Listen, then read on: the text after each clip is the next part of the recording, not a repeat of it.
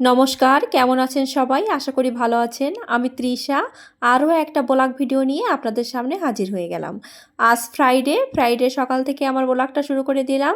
চলুন দিনটা সুন্দরভাবে শুরু করা যাক। সকালে ঘুম থেকে ওঠার সাথে সাথে রোদেলাও আমার সাথে উঠে গেছে।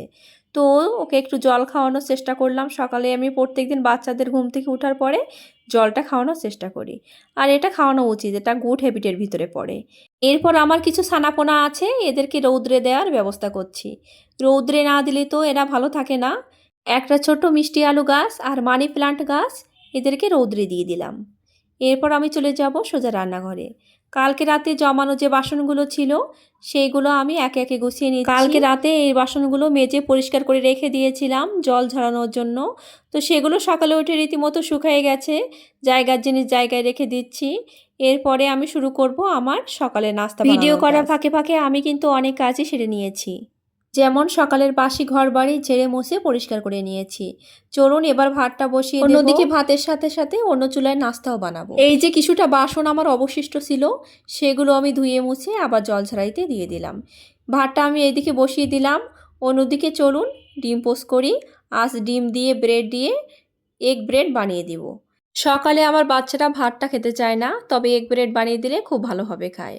আমরা মেয়েরা যতই বাইরে চাকরি বাকরি করি না কেন, ঘরের কাজকর্ম কিন্তু আমাদের ঠিকই করতে হয়। আর যারা গৃহিণী আছে তাদের তো কাজের কোনো শেষ নেই।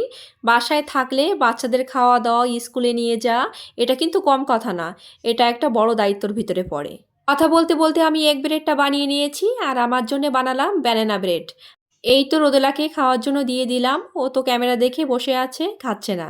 যাই হোক, আমাদের নাস্তা কমপ্লিট করে দুপুরে রান্না বান্না করার জন্য আমি তোড়জোড় শুরু করে দিলাম। এই যে ছোট ছোট হেলাঞ্চো শাক নিয়ে এসেছে আমার কর্তামশাই বাজার থেকে। তো হেলাঞ্চো শাক খেতে কিন্তু আমরা খুবই ভালোবাসি।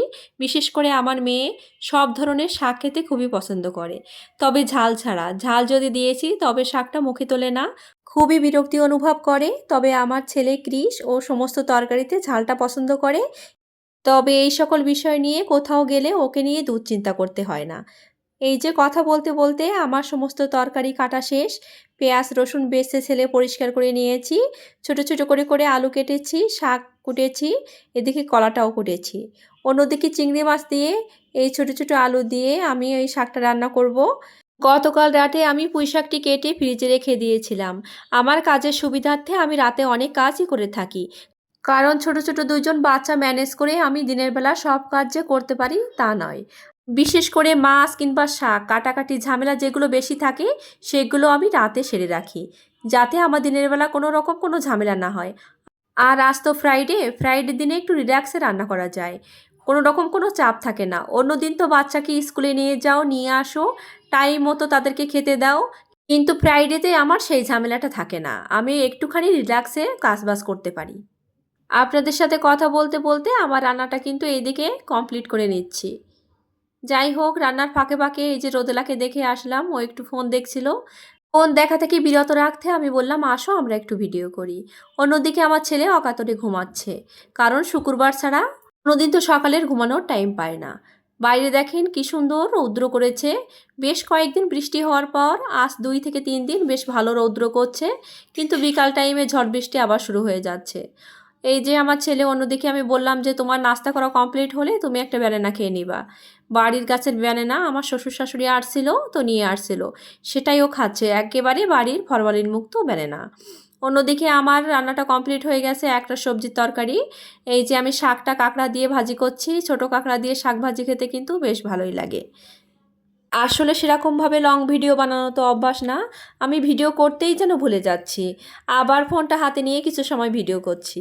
এই দেখে দেখেন আমি রান্না করছি, অন্যদিকে আমার মেয়েও রান্না বসিয়ে দিয়েছে। সে খুব মনোযোগ সহকারে খেলছে।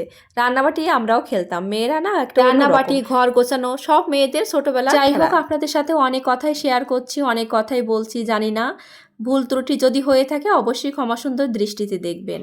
আর আমি তো নতুন ভিডিও বানাচ্ছি, সবাই আমার একটু পাশে থাকবেন, আমাকে একটু সাপোর্ট করবেন।